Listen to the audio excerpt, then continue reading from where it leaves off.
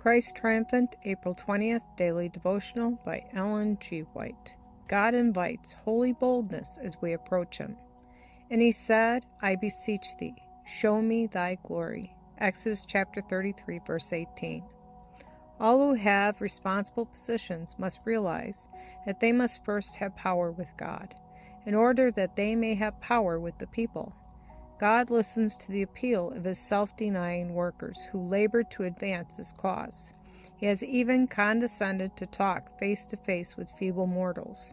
He listens not only with patience but with approval to the importunate prayers of those who really long for His help. His servant Moses felt his insufficiency for the great work before him and pleaded with an earnestness that seemed almost presumption for the presence of God to be with him. But instead of receiving a reproof, the earnest pleader receives the reply, My presence shall go with thee, and I will give thee rest. Exodus chapter 33, verse 14.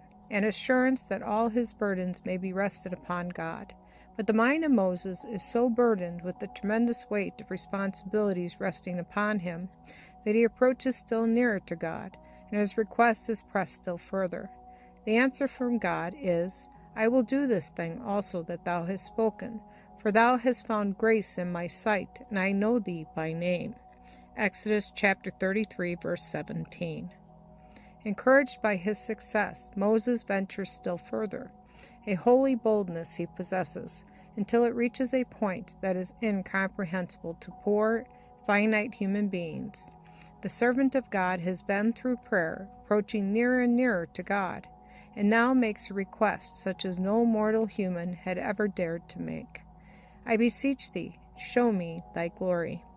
Exodus chapter 33, verse 18. Will God thrust aside his servant now for his apparent presumption? The third time the answer comes, I will make all my goodness pass before thee. Exodus chapter 33, verse 19.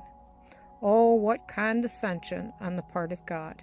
That hand that made the worlds takes the mighty man of faith and puts him in a cleft of the rock, that he may show him his glory and make all his goodness pass before him.